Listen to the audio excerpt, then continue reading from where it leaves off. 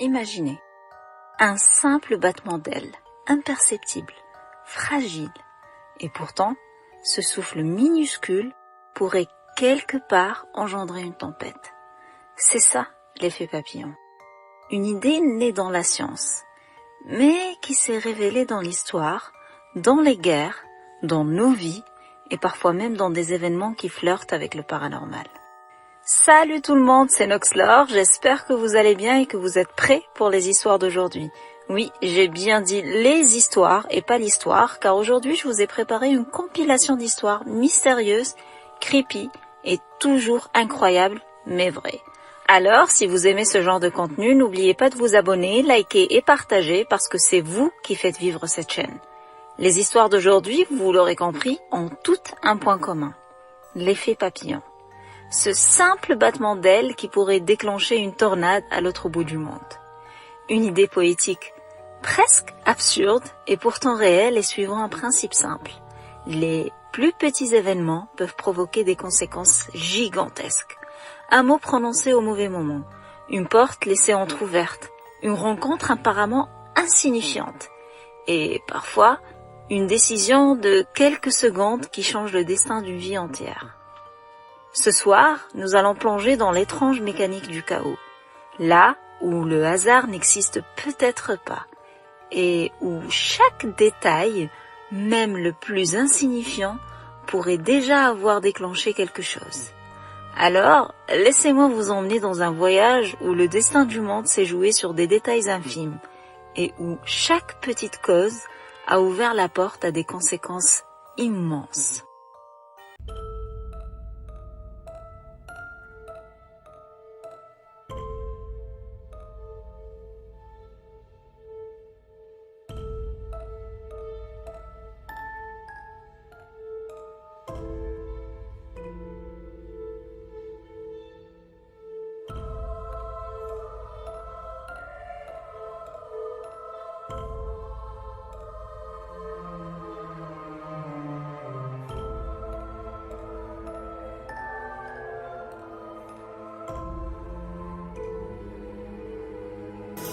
On commence par la science et des exemples historiques solides, comme celui du papillon de Lawrence qui nous emmène au Massachusetts vers la fin de l'hiver. Dans un laboratoire du MIT, un météorologue nommé Edward Lawrence tente de résoudre l'un des plus grands mystères de la nature. Pourquoi est-il si difficile de prévoir le temps qui fera dans plusieurs semaines ? À l'époque, les ordinateurs occupaient des pièces entières. Ils bourdonnaient, chauffaient et avalaient des kilomètres de papier perforé. Lawrence nourrit sa machine avec des équations représentant les mouvements de l'atmosphère. Puis, un jour de 1961, voulant gagner du temps, il décide de reprendre une simulation déjà effectuée. Alors, il saisit manuellement les valeurs intermédiaires imprimées sur une feuille, mais il ne rentre pas les 6 décimales d'origine. Il en rentre seulement 3, donc il arrondit 6 décimales à 3. Une différence microscopique d'à peine 1 millième. Lorsqu'il revient à examiner les résultats quelques heures plus tard, quelque chose paraît impossible. La simulation ne reproduit plus le même futur. Au départ, les deux scénarios sont presque identiques. Puis, ils divergent lentement. Et soudain, ils n'ont plus rien en commun. Dans un univers mathématique, un ciel calme est devenu tempête. Une simple décimale a suffi à réécrire l'avenir. Lawrence comprend alors quelque chose de vertigineux. Certains systèmes sont si complexes qu'une variation infime de leurs conditions initiales finit par produire des conséquences gigantesques. Cette découverte donnera naissance à la théorie moderne du chaos. Des décennies plus tard, une formule mathématique a popularisé l'idée qui dit « Est-ce que le battement d'ailes d'un papillon au Brésil peut vraiment provoquer une tornade au Texas ?» Bien sûr, aucun papillon ne crée réellement de tornade, mais l'image révèle une vérité profonde. Dans certains systèmes, les petites causes ne restent jamais petites. Pendant des siècles, les philosophes ont débattu d'une question fascinante. Est-ce que les grands événements sont provoqués par de grandes causes ? Edward Lawrence a démontré malgré lui que la réponse pouvait être non. Mais une équation reste une équation. Alors, quittons le laboratoire quelques instants et regardons ce qui se produit lorsque ces mêmes mécanismes s'invite dans l'histoire.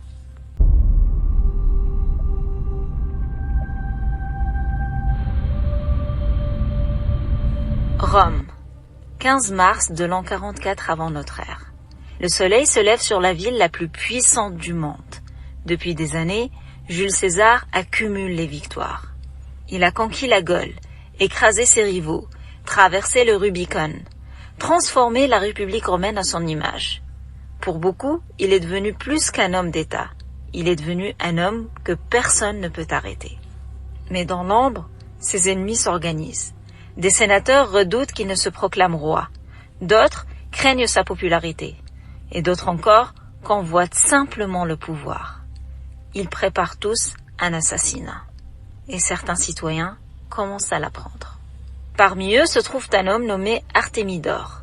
Il connaît les noms des conspirateurs. Il sait ce qui se prépare. Peut-être même sait-il l'heure et le lieu de l'attaque. Alors, il rédige une lettre, un avertissement. Ce matin-là, alors que César avance vers le Sénat entouré de partisans et de magistrats, Artémidore parvient à s'approcher. Il lui tend le document et insiste. Il lui demande de le lire immédiatement. Le message concernait sa vie, son avenir et son destin. César prend la lettre, puis la glisse parmi d'autres documents. Plus tard, a-t-il probablement pensé. Il y a des affaires d'État à régler, des rendez-vous, des sénateurs qui l'attendent. Quelques minutes seulement, il aura le temps après. Mais ce temps, il ne l'aura pas, parce qu'il n'y aura jamais d'après pour lui. Ce jour-là, lorsque César est entré dans la curie de Pompée, les conspirateurs sont immédiatement passés à l'action.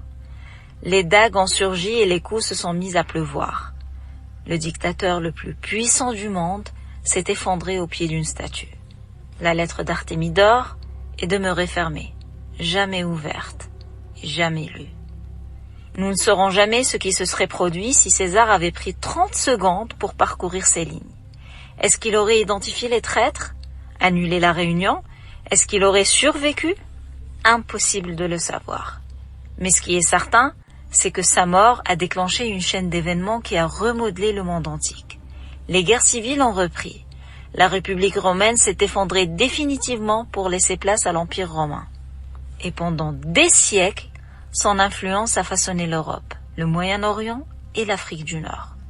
Peut-être que tout ça tenait dans les quelques phrases décrites dans cette lettre.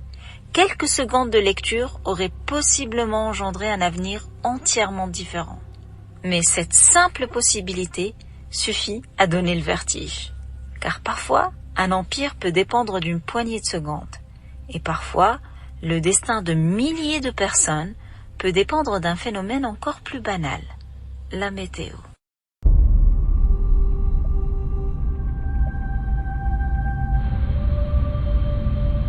La nuit du 14 avril 1912 était exceptionnellement calme, trop calme même. L'océan ressemblait à une immense plaque de verre noir. À bord du Titanic, les vigies, ou les sentinelles, scrutaient l'horizon. Mais ils n'avaient pas de jumelles comme il se devait d'avoir normalement. La raison? Quelques jours avant le départ, le deuxième officier David Blair avait quitté le navire après une réorganisation de l'équipage. Sauf qu'en partant, il a accidentellement oublié de remettre une clé. Cette clé ouvrait le coffre où se trouvaient les jumelles. Ce qui a bien sûr privé les vigies des jumelles, limitant significativement leur capacité à détecter les dangers. Surtout que cette mer parfaitement lisse posait aussi un problème inattendu. Habituellement, les vagues se brisent au pied des icebergs et produisent un liseré blanc visible de loin. Cette nuit-là, aucune vague ne venait trahir leur présence, les rendant presque invisibles jusqu'au dernier moment. Puis soudain, les vigies le voient. Une silhouette sombre dans l'obscurité. La cloche retentit, 3 coups signalant un danger droit devant. L'ordre est immédiatement donné de virer de bord. Les machines rugissent, le navire tourne, mais malheureusement, pas assez vite. Quelques secondes lui manquaient. C'est tout ce qui a séparé le Titanic de son destin. Trop tôt, l'iceberg aurait été évité. Trop tard, la collision aurait été frontale. Le navire aurait peut-être coulé différemment, mais l'histoire a choisi l'étroit couloir entre ces deux possibilités. le flanc du paquebot est éventré. L'eau envahit les compartiments et plus de 1500 personnes périssent dans les eaux glacées de l'Atlantique. Encore aujourd'hui, les historiens débattent des détails de cette nuit, car parfois, quelques secondes suffisent à déterminer la frontière entre une simple traversée maritime et l'une des catastrophes les plus célèbres de l'histoire humaine. L'histoire est remplie de ces instants où plusieurs circonstances improbables semblent s'aligner parfaitement. Mais l'effet papillon ne s'arrête pas aux océans.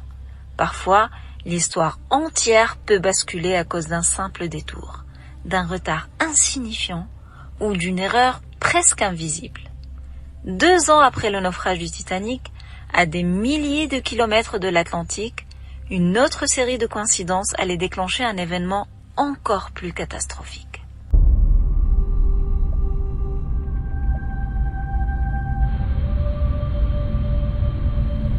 Nous sommes le 28 juin 1914. Sarajevo se réveille sous haute tension. L'héritier de l'Empire austro-hongrois, l'archiduc François Ferdinand, effectue une visite officielle dans une ville où les mouvements nationalistes bouillonnent depuis des années. Des jeunes conspirateurs attendent son passage le long du parcours.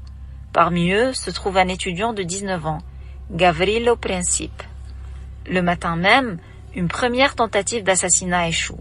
Une bombe a été lancée contre le cortège, mais l'archiduc a survécu. Les conspirateurs pensent alors leur mission perdue. Gavrilo Princip, l'étudiant qui fait partie de ce groupe et qui a participé à la tentative ratée d'assassinat, errait dans les rues, découragé et affamé. Il était persuadé que l'histoire venait de lui échapper. Pendant ce temps, l'archiduc François Ferdinand décide de rendre visite aux blessés de l'attentat. Le cortège repart. Mais le chauffeur reçoit des instructions contradictoires. À un carrefour, il emprunte la mauvaise rue. On lui crie qu'il s'est trompé. Il freine brutalement et la voiture s'immobilise. Là, le hasard accomplit ce qu'aucun complot n'avait réussi à garantir. À quelques mètres seulement de la voiture immobilisée de l'archiduc se tient Gavrilo Princip. Le jeune homme n'en croit pas ses yeux. Sa cible est là, devant lui, immobile. Il sort alors son arme et tire 2 coups de feu, un pour l'archiduc et l'autre pour son épouse. C'était fatal pour le couple qui meurt quasiment sur le coup. Ce qui suit cet assassinat dépasse tout ce que Princip aurait pu imaginer. L'Europe entière s'embrase. Plus de 15 millions de morts, la chute de plusieurs empires, la montée du totalitarisme, puis la Seconde Guerre mondiale, la bombe atomique et la guerre froide. Bien sûr, un seul incident n'a pas pu créer à lui seul le XXe siècle. Les tensions existaient déjà. Mais cet incident est devenu l'étincelle qui a enflammé une poudrière prête à exploser. Lorsque Gavrilo Princip a appuyé sur la détente, il ne pouvait pas imaginer le siècle de sang qui allait suivre. Cette histoire d'ailleurs me pousse à me poser une question. Est-ce qu'il y a des moments où le hasard paraît presque orchestré? Des instants où une succession d'événements improbables donne l'impression qu'une force invisible est un petit peu à l'œuvre. Certains y voient le destin, d'autres parlent simplement de coïncidence. Et certaines histoires continuent de défier notre intuition, même lorsque l'on connaît leurs explications rationnelles. Un exemple concret est celui de la malédiction de Tamerlan.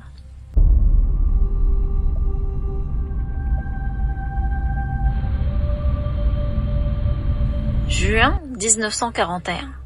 L'Union soviétique vit sous l'autorité absolue de Staline. Au cœur de l'Ouzbékistan, une équipe d'archéologues reçoit une mission particulière. Ouvrir la tombe de Tamerlan, un conquérant légendaire du XIVe siècle.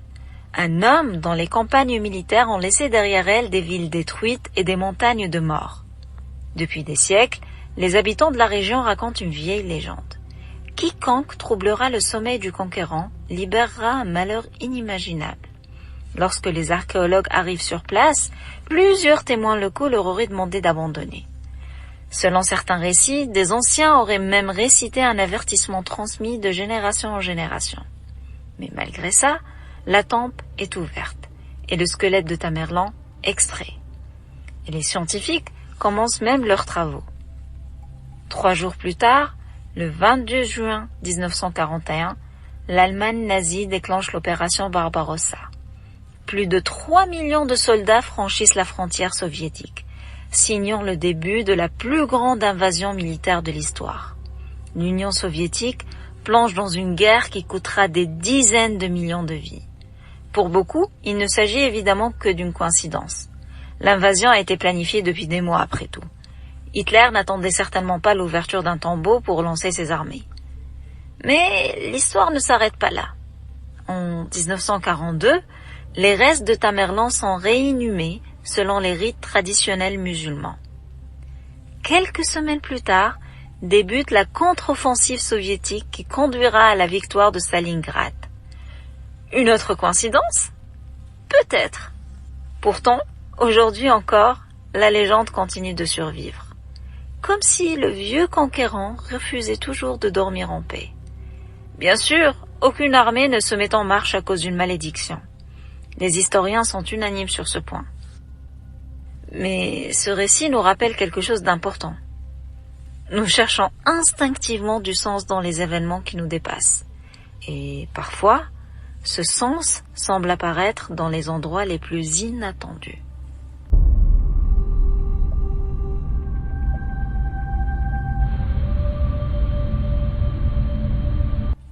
Les guerres sont souvent racontées à travers les généraux, les batailles et les cartes militaires. Pourtant, au milieu de ces gigantesques affrontements, le destin se joue parfois à quelques centimètres près. La nuit est tombée sur le front européen. Le paysage n'est plus qu'une succession d'ombres et de silhouettes indistinctes. 2 soldats britanniques avancent dans l'obscurité. Ils sont épuisés, sales, gelés jusqu'aux os. L'un d'eux s'arrête quelques secondes. Il sort une cigarette. Un geste banal, presque rassurant. Un dernier fragment de normalité au milieu de la guerre. Bien sûr, pour allumer sa cigarette, il gratte une allumette. Et pendant une fraction de seconde, une petite flamme orange éclaire son visage. Une lumière minuscule, mais dans la nuit absolue, elle ressemble à un phare. Quelque part, un tireur ennemi aperçoit l'éclat. Il vise et appuie sur la détente. La balle manque l'homme qui tenait l'allumette, mais frappe son camarade derrière lui. L'un vivra, l'autre mourra. Quelques centimètres seulement, quelques secondes, une simple envie de fumer, et 2 destins échangent leur place à cause d'une étincelle qui n'a été visible que quelques secondes. L'effet papillon ne transforme pas seulement les nations, il agit aussi à l'échelle d'une seule existence. Et parfois, les conséquences d'un détail individuel remontent jusqu'au sommet du pouvoir, jusqu'à atteindre les dirigeants les plus protégés de la planète.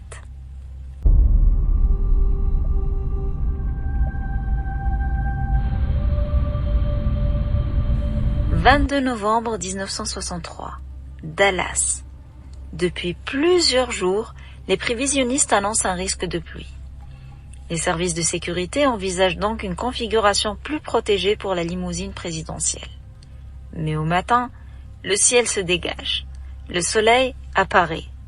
La décision est alors prise d'ouvrir le toit transparent. Le président pourra saluer la foule, voir les visages et être vu. Le cortège s'élance. Des milliers de personnes bordent les rues. Puis, viennent les coups de feu. L'assassinat de John Fitzgerald Kennedy devient l'un des événements les plus marquants du XXe siècle. Des générations entières se souviendront de l'endroit où elles se trouvaient lorsqu'elles ont appris la nouvelle. Et encore aujourd'hui, les historiens débattent des détails. Mais une chose demeure fascinante. Quelques heures plus tôt, un simple changement météorologique avait modifié les conditions de cette journée historique. Une éclaircie dans le ciel, une décision prise le matin même et une journée entre dans l'histoire. Alors que certains événements semblent conduire vers la tragédie, d'autres produisent exactement l'inverse. Parfois, un retard devient une catastrophe et parfois, un retard devient un miracle.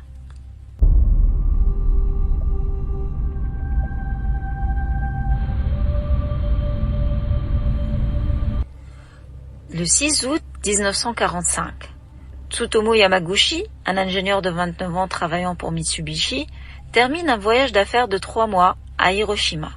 Ce matin-là, il doit quitter la ville et rentrer chez lui à Nagasaki. Alors qu'il se dirige vers les quais, il réalise qu'il a oublié un document important. Un simple oubli, et en quelques secondes, il fait demi-tour. À 8h15, alors qu'il se trouve à environ 3 km de l'hypocentre, un éclair aveuglant déchire le ciel. La première bombe atomique de l'histoire vient d'exploser au-dessus d'Hiroshima. L'onde de choc le projette au sol. Son tympan gauche est déchiré. Le côté gauche de son corps est gravement brûlé. Autour de lui, la ville disparaît dans un enfer de feu et de poussière. Pour la plupart des gens, l'histoire s'arrêterait là. Mais pas pour Tsutomu. Il passe la nuit dans un abri de fortune. Et le lendemain, malgré ses blessures, il traverse les ruines fumantes d'Hiroshima. Puis, il trouve un train. Incroyablement, certaines lignes fonctionnent encore. Il monte à bord en direction de Nagasaki, chez lui, où se trouvent sa femme et sa fille. 3 jours plus tard, le 9 août, le corps couvert de bandages, il se présente pourtant au travail. Son supérieur refuse de croire son récit. Comment une seule bombe pourrait-elle détruire une ville entière?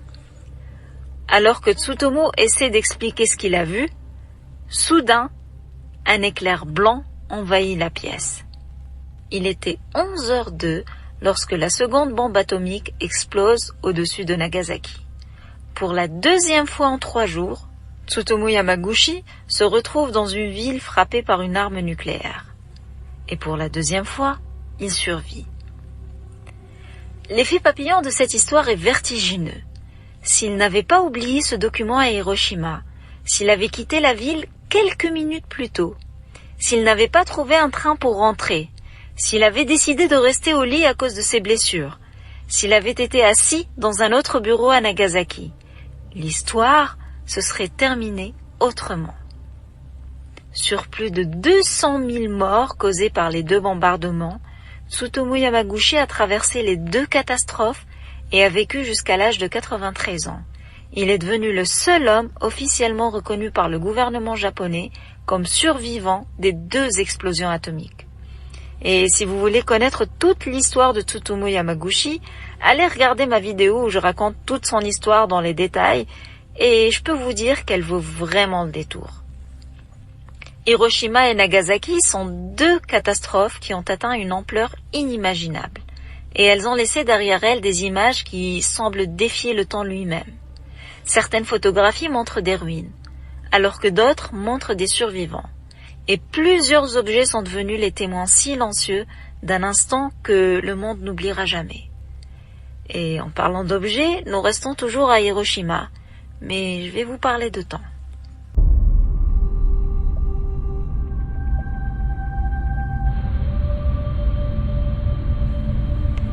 Le 6 août 1945, le soleil brille au-dessus d'Hiroshima.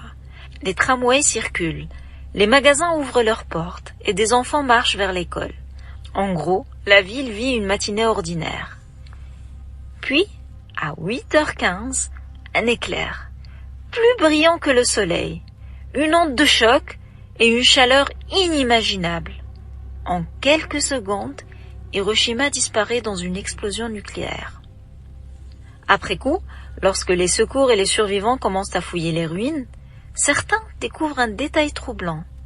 Des montres, des réveils, des horloges, toutes figées, leurs aiguilles immobilisées à l'instant même où le monde avait basculé. 8h15.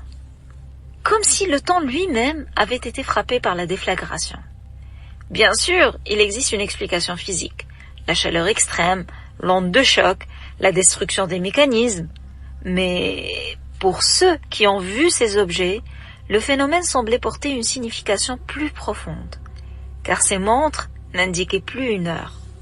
Elles indiquaient un instant précis où une longue chaîne de petites décisions a abouti à une conséquence immense. Elles racontent des années de décisions, une lettre signée dans un bureau gouvernemental, un scientifique recruté dans un projet secret, une découverte en physique quelques décennies plus tôt, une guerre déclenchée après un attentat à Sarajevo en 1914. Chacun de ces événements semblait isolé, parfois même insignifiant au moment où il s'est produit. Pourtant, mis bout à bout, ils ont conduit à cet instant précis. Les aiguilles figées d'Hiroshima sont comme une photographie de l'effet papillon, le point final visible d'une cascade de causes invisibles qui remontent des années, voire des décennies en arrière. Les aiguilles se sont arrêtées, c'est vrai, mais les conséquences, elles, ont continué à se propager pendant des décennies, comme des ondes invisibles traversant les générations. Et peut-être qu'aucune catastrophe moderne n'illustre mieux ce phénomène que celle qui allait survenir 40 ans plus tard au cœur de l'Union soviétique.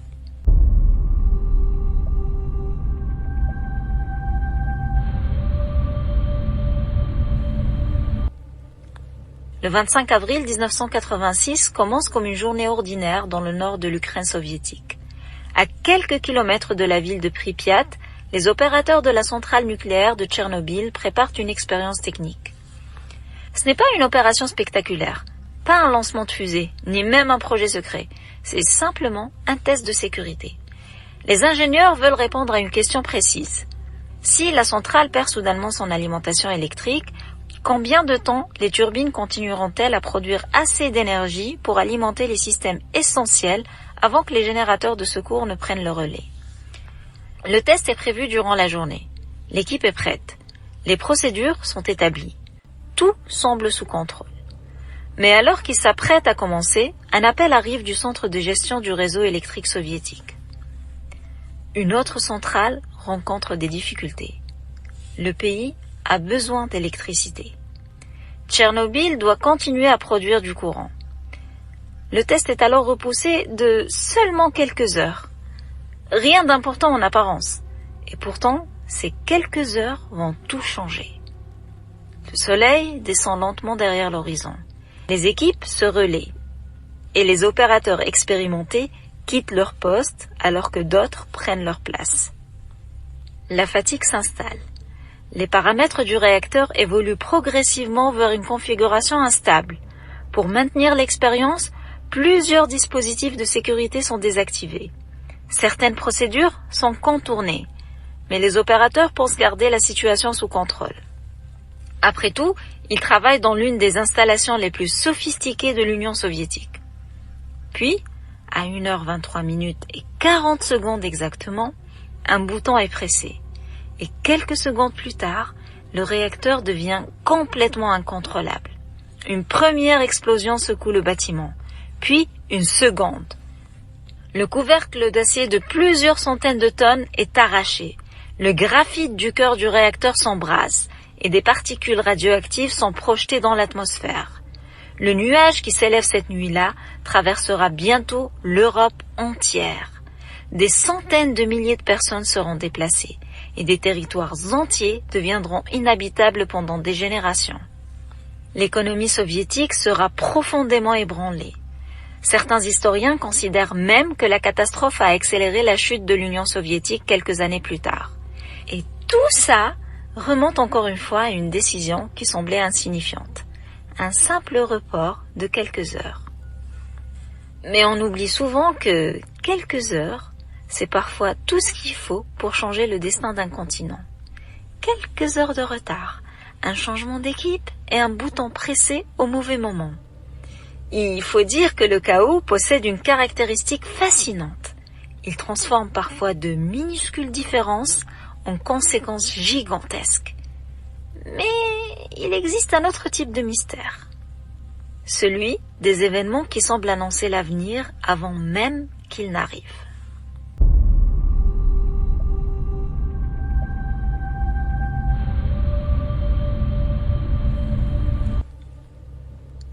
Comme je disais donc, la théorie du chaos nous enseigne qu'un détail insignifiant peut parfois produire des conséquences gigantesques.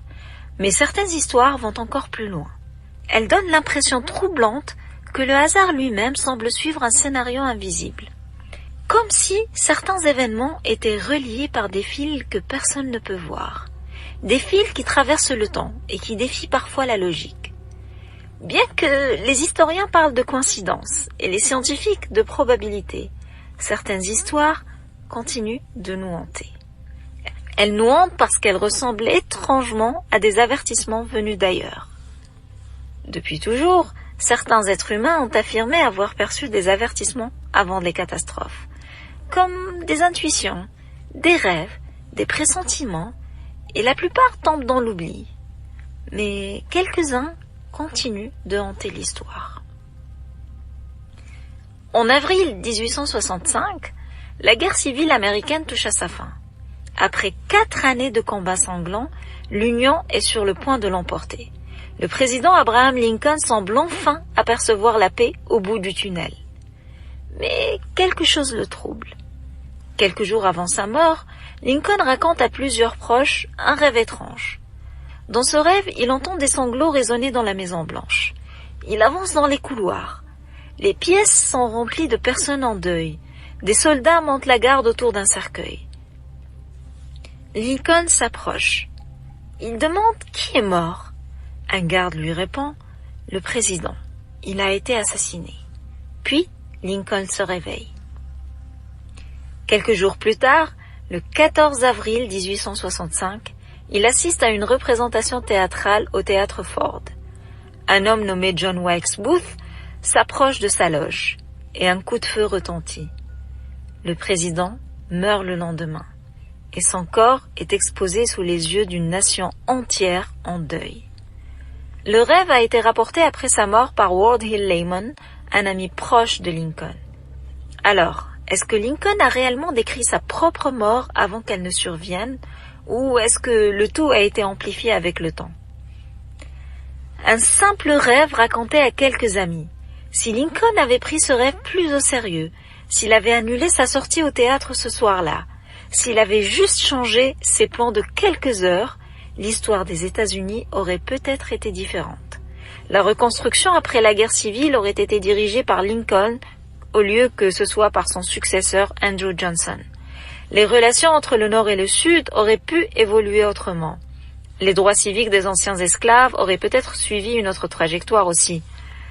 Tout ça à cause d'un détail minuscule, un rêve raconté dans une pièce de la Maison Blanche. Personne en fait ne peut dire avec certitude ce qui se serait passé si Lincoln avait pris plus en considération son rêve. Et d'ailleurs, cette histoire nous conduit vers une autre énigme encore plus étrange, car cette fois, l'avertissement n'apparaît pas dans un rêve, mais dans un livre.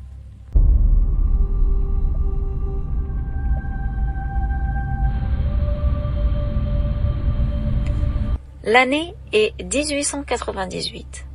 L'électricité transforme les villes. Les gratte-ciels commencent à s'élever. Et le XXe siècle approche. Quelque part aux États-Unis, un écrivain nommé Morgan Robertson publie un court roman intitulé Futility.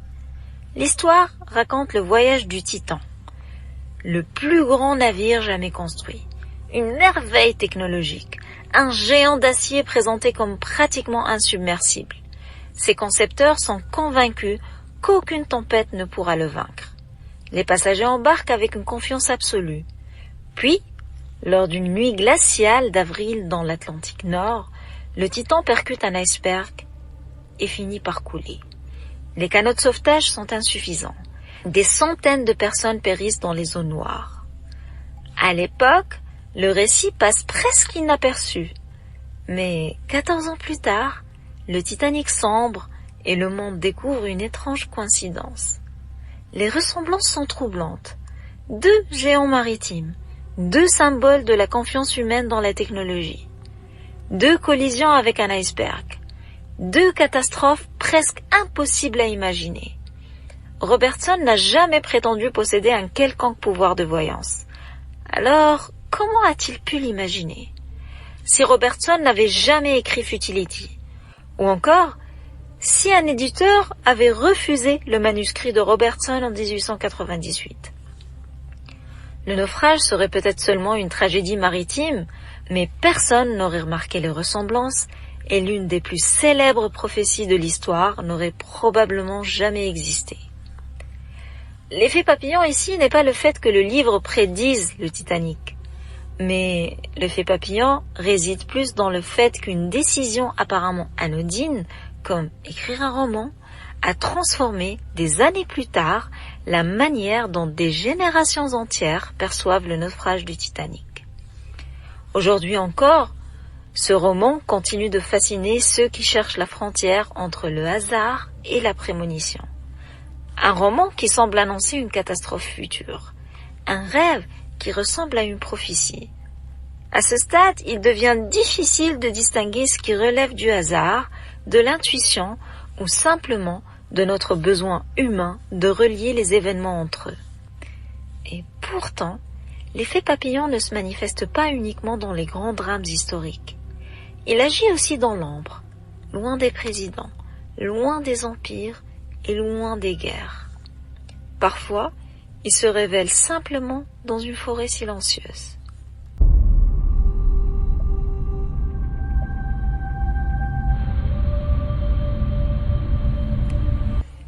L'hiver est tombé sur la forêt.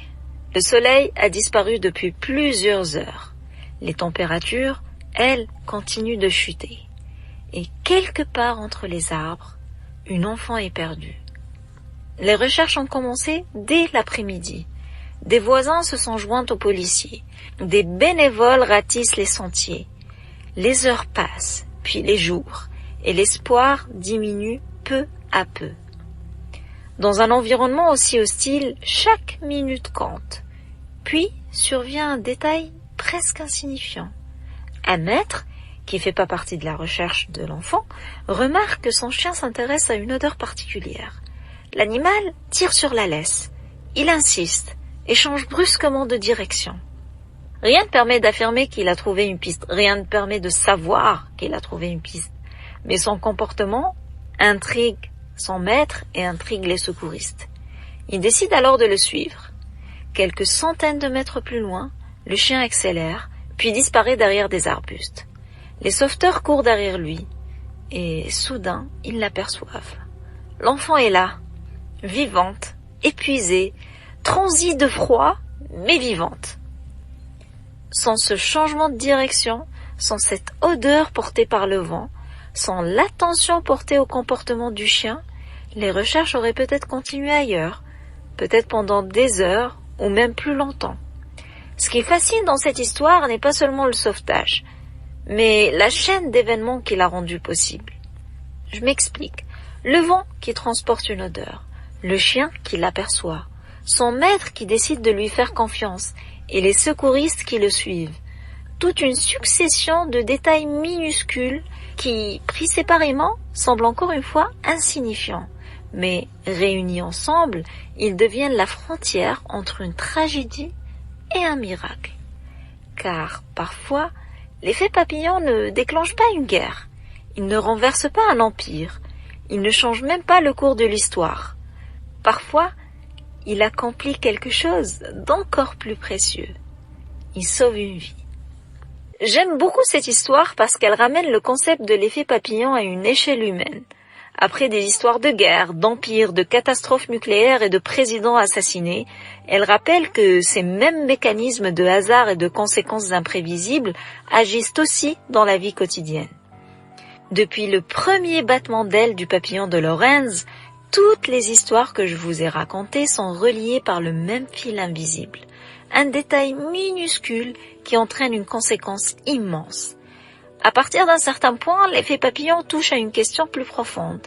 Les événements sont-ils simplement le produit du chaos et des probabilités, ou notre esprit cherche-t-il instinctivement du sens dans les coïncidences les plus improbables?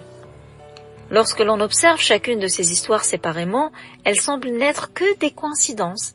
Une décimale arrondie dans un ordinateur, une voiture qui tourne dans la mauvaise rue, un télégramme retardé, une chambre indisponible, une allumette craquée dans l'obscurité, une pluie qui cesse quelques heures plus tôt, ou encore un homme qui oublie de lire une note.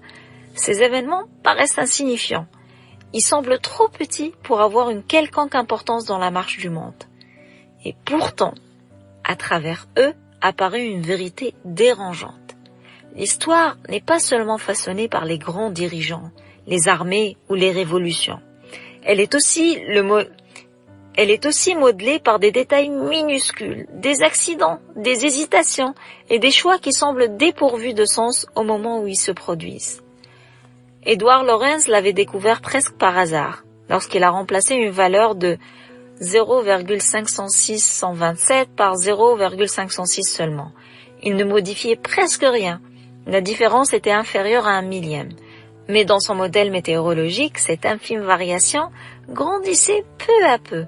Et après quelques calculs, elle devenait visible. Après des centaines de calculs, elle transformait complètement le résultat. Ce phénomène porte aujourd'hui le nom de la sensibilité aux conditions initiales. Dans certains systèmes complexes, deux situations presque identiques peuvent évoluer vers deux réalités totalement différentes. Et notre monde est justement l'un des systèmes les plus complexes qui existent. Des milliards d'individus, des milliards de décisions, des milliards d'interactions invisibles, et ça chaque jour, chaque heure et chaque seconde. Dans un tel univers, les conséquences ne se déplacent pas en ligne droite. Elles se propagent comme des vagues dans l'eau. Une rencontre entraîne une conversation. Une conversation provoque une décision. Cette décision modifie une vie. Cette vie influence des centaines d'autres personnes, puis des milliers et parfois des millions. Nous appelons ça le hasard. Mais est-ce vraiment du hasard ou simplement un réseau de causes tellement vaste que notre esprit est incapable d'en suivre tous les chemins? Les mathématiciens parlent de théorie du chaos. Les philosophes parlent de destin. Les croyants de providence. Et les psychologues évoquent les biais de perception qui nous poussent à voir des liens partout. Et peut-être que chacun détient une partie de la réponse. Car la vérité est que nous ne savons toujours pas pourquoi certains événements minuscules déclenchent des bouleversements immenses alors que d'autres disparaissent sans laisser de traces. Pourquoi cette allumette-là? Pourquoi cette rue-là? Pourquoi cette minute précise? Pourquoi cette décision plutôt qu'une autre? Ces questions demeurent ouvertes, mais elles nous rappellent quelque chose d'essentiel. Notre existence n'est pas composée uniquement de grands tournants. Elle est faite d'une infinité de petits moments.